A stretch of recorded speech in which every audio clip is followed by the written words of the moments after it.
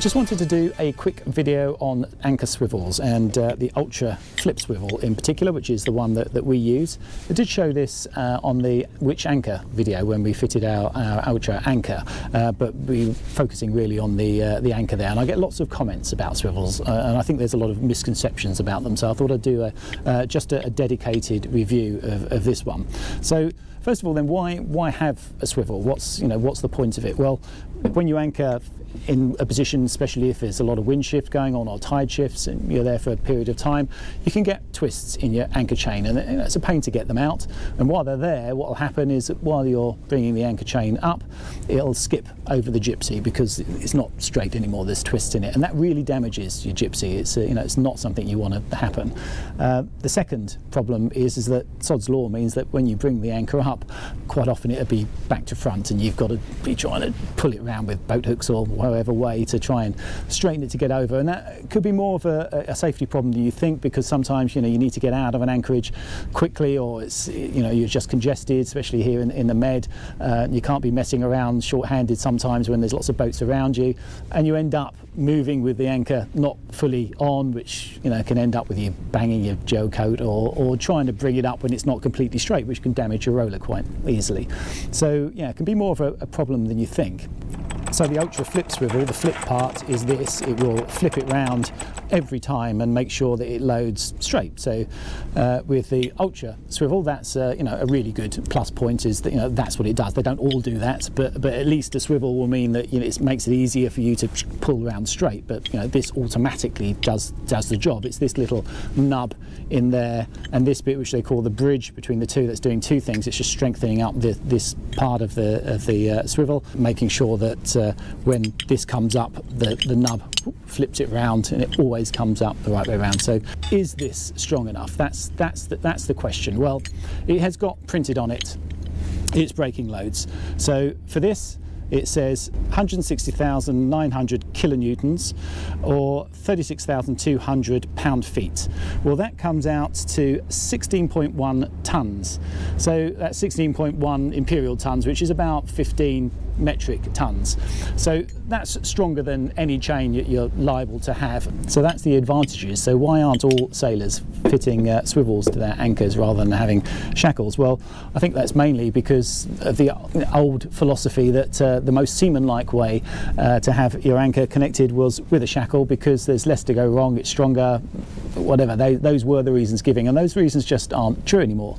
And I bought them themselves. I must admit, when we bought Fair Isle 4 years ago, it came with this swivel on it, which is fairly similar to the Ultra swivel. You can see it's not constructed as well, but I've got no idea, it's not printed on here what the braking loads of this are. I'm sure it was the best available at the time. The guy that owned Fair Isle only put the best equipment on her, but it's not to modern standards. This, it's I don't know what sort of stainless they were using. There's been real advances in that, and you can see the weakest point in any swivel or anything really is the part that's going through the chain, because that has to be as big as possible to go through the chain. And you can see, this has a standard pin that goes through. It's probably pretty good. You can Loctite it in there. There's no way of that backing out. But it is a round pin. You'll see in the one that they have now in the Ultra swivel, to make it as big as possible, to fill that gap completely, something that's impossible to do with a shackle. They've made it oval, so it only fits in one way round, where you should put it in the right way round. It has a hexagonal bit at the end there, which fits in, so you put it through so that the long way is going down, and you'll see it's sized to the chain that you want. You'll buy the one that's, this is for 10 mil, it's my old chain here. It'll go through and fill that gap completely. You're getting as much metal through there as you possibly can. It can't go through the other way, it's too big. So I couldn't have a round pin that's that big. So they very cleverly just made that as big and therefore as strong as it possibly can be to do the job. The other advantage is, if you look at them both side by side, is that the Ultra swivel is now made out of machined stainless steel. It's not cast, so there's no way that it can have voids in it, any weak points in it. It's all machined. I don't know how they do it, but they've machined the whole body and then this and got one inside the other.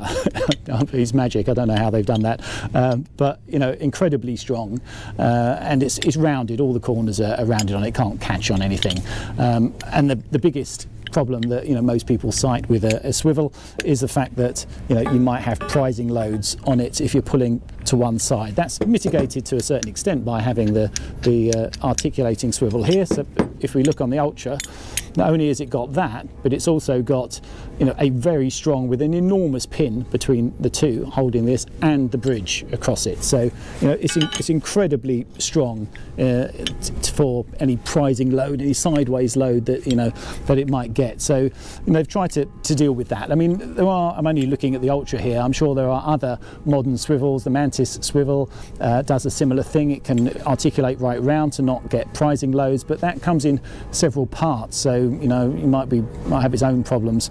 But this, you know, this swivel, I think, is just ultra strong. So there's no reason to think, okay, I can't have the benefits of a swivel because it's not seaman-like enough, and you know, to do it right, you should have a shackle. I just don't think that's right. Even if you do, you know, the job right with the right sized shackle, fitted the right way round, which obviously has to be this way round. This one couldn't do it because it's got a hole in it, not a slot. So if you have an anchor with a slot and you want a shackle, not a swivel, then fit it this way round, not this way, as a prizing load could compromise the shackle. But for the reasons stated, I don't think there's any need now to stick to shackles. So that's my reasoning. I've already got one on the Ultra. I've now, because I was so impressed with it, we've had it for almost a year now, I've bought another one, and this is going to be fitted to the second anchor. We have, you know, 2 anchors on the bow of Fair Isle. So yeah, I'm just going to fit this one on now, and all good to go. Fitting is a piece of cake. Big pin slots in, it's round, so goes any way around. Put plenty of the supplied red Loctite on the retaining screw and do it up tight. Same thing with the chain end, but remember to get it the right way around. My primary anchor is an Ultra with the flip swivel and a Chromox stainless steel chain, so all stainless steel, no problem. This is my second anchor, a Bugle, which is galvanised. There's no problem having the stainless steel swivel on this. The galvanised anchor, being the less noble metal, might lose a bit of zinc, but it's such a large mass of metal compared with the swivel, it's a negligible loss. If I had a galvanised chain, however, the last link or two of the chain may suffer a slight loss of zinc, so if they start to look rusty in a couple of years, just cut them off and attach to a good link. So that's it, all done. I'll just pull it up by hand on the windlass and the anchor flips straight into place. We've now got the Ultra anchor and swivel and the old Bugle with its new swivel as backup, ready for cruising. As well as the episodes of Sailing Fair Isle, there's lots of tech videos. You can check them out on the link here. If this video has helped you out, please help us out and subscribe.